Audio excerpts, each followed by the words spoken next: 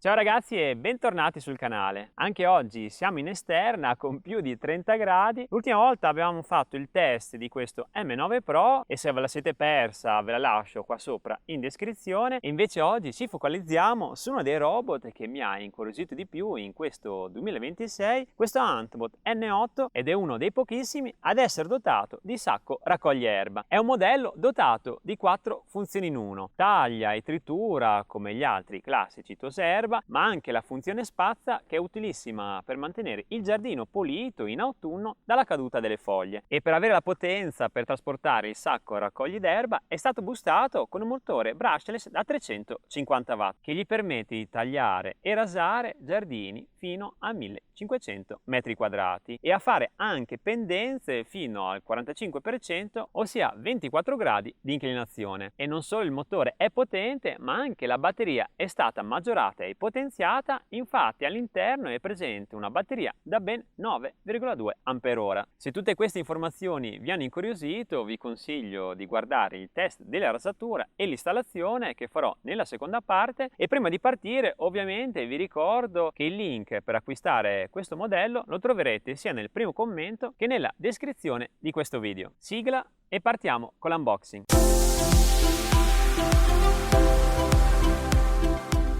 E all'interno del box troverete ovviamente la base di ricarica, l'antenna RTK dotata sia di tubi che di tridente per quanto riguarda l'installazione, i fili per collegare sia l'antenna RTK ma anche l'alimentatore, dei picchetti fissa base per dare una stabilità maggiore alla base di ricarica, il manuale completo compreso di lingua italiana, e all'interno troverete anche la guida rapida contenente anche il QR code per installare l'applicazione. Questo è il convogliatore e il disco di taglio preposto per la rasatura e il mulching. È dotato di 6 lame, 3 nella parte superiore e 3 nella parte inferiore, a differenza del disco di taglio settato per la raccolta che ha solo le 3 rame superiori, e hanno anche una forma ben specifica che aiuta il robot a ottimizzare la raccolta. E guardate anche la struttura come ottimizzata per fornire un effetto ciclonico, aumentando ulteriormente la capacità di raccolta dell'erba. L'installazione dei sacchi è molto semplice, vi basterà alzare questa copertura e inserire i 2 ganci, e anche se proverete a tirare non si staccherà perché è anche molto resistente e sicuro durante l'utilizzo. Nella parte superiore troviamo la pulsanteria, il tasto stop per le emergenze, il tasto di avvio taglio, l'ok per confermare il cambio di impostazioni e il ritorno alla dock station. Ci sono anche tutti i LED, sia quello del wifi, 4G, GPS, sensore di malfunzionamento e anche il livello della batteria. E questa che vedete è una chiave di sicurezza che potete rimuovere per impedire il funzionamento del robot. E tra l'altro Huntbot ve ne fornisce un'altra di scorta in dotazione, così in caso di smarrimento ne avete più di una. Le ruote sono molto grandi, guardate, rispetto alla mia mano,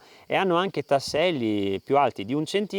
E continuando, qua abbiamo il net RTK che dopo andremo a testare con un'installazione senza l'antenna RTK. Qua davanti abbiamo il sistema di navigazione binoculare e questi che vedete sono i 2 connettori per ricaricare il robot, e riesce a caricarsi da 0 a 100 in soli 80 minuti. E come ciliegina finale vi informo che questo Huntbot N8 è anche dotato di sensore della pioggia. In ogni modo, comunque, il case è stato progettato per essere impermeabile, infatti ha superato il test di impermeabilità IPX6. L'installazione di questo Huntbot N8 può essere fatta in 2 modalità, con o senza l'antenna RTK.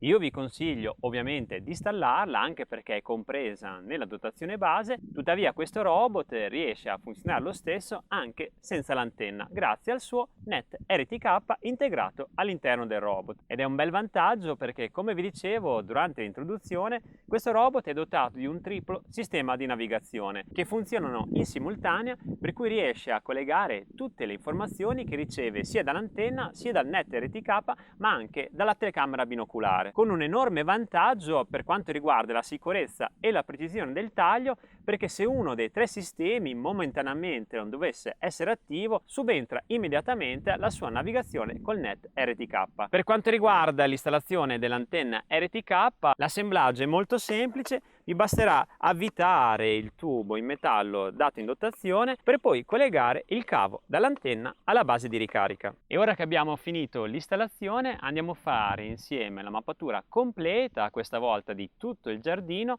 creando anche 2 zone di taglio con un sentiero di collegamento. Entriamo nel dispositivo e iniziamo la creazione della mappa.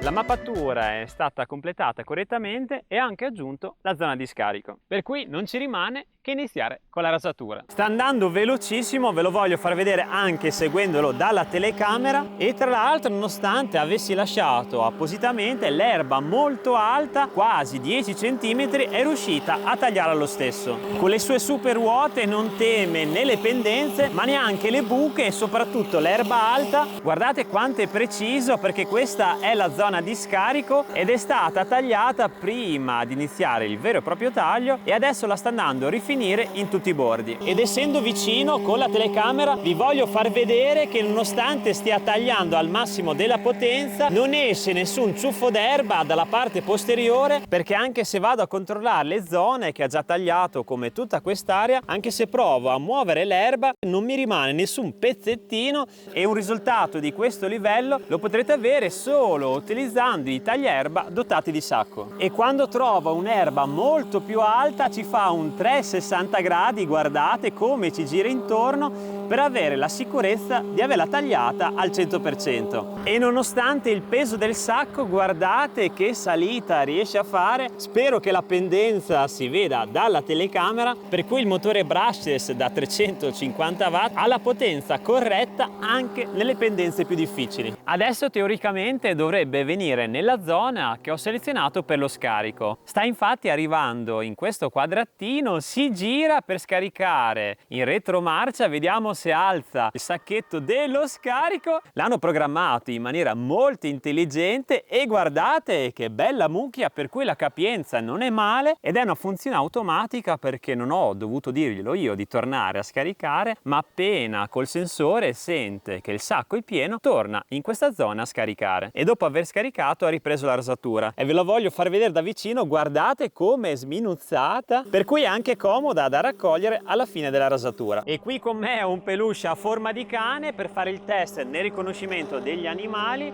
Vediamo se lo riconosce. Ha riconosciuto anche il peluche, e se invece avete un giardino pieno di vasi e di aiuole, vediamo se riesce a riconoscere anche le decorazioni.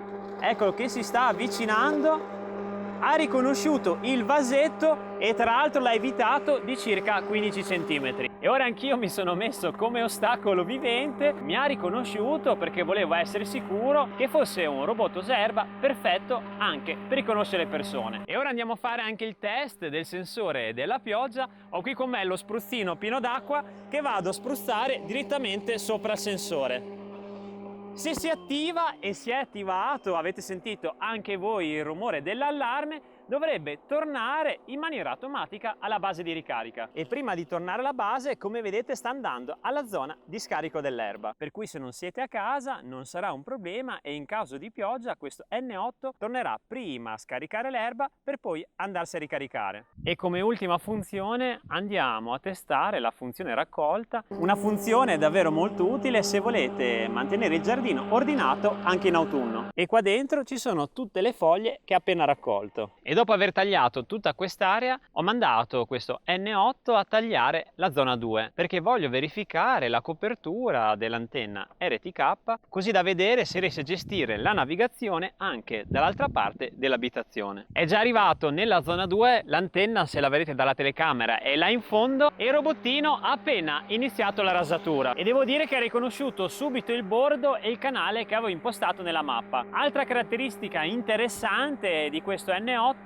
è che se avete delle zone del giardino all'ombra, grazie alla telecamera HDR riesce a riconoscere le zone d'ombra e a capire meglio i bordi anche nelle zone del giardino prive di sole. E anche in quest'area ho creato una zona di scarico dell'erba. È sempre bellissimo ogni volta che scarica, soprattutto i 3 colpetti che dà per scaricarsi completamente anche dall'erba incastrata nel sacco. E ora che ha tagliato tutto il giardino, come ultimo step fa il giro intorno ai bordi, così da tagliare fino all'ultimo millimetro per dare una rasatura ottimale. E mentre riaccompagno il robot alla sezione di ricarica, andiamo a fare un tour del giardino. Mi avvicino anche alla zona di taglio. Guardate, altezza 3 cm come impostato, e anche se vado a scuotere, come vedete, non mi rimane nessun pezzo d'erba in mano perché è stata tutta raccolta durante la rasatura. E soprattutto non si vedono quei classici accumuli d'erba a strisce tipici dei robot che non sono dotati di sacco raccoglierba. E anche la zona vicino al marciapiede è stata tagliata correttamente. Che altro dire, io mi sono divertito tantissimo a utilizzare questo Huntbot N8 e per tagliare entrambe le due zone ha impiegato circa 90 minuti. Per cui se avete un giardino complicato con ostacoli pieno di alberi,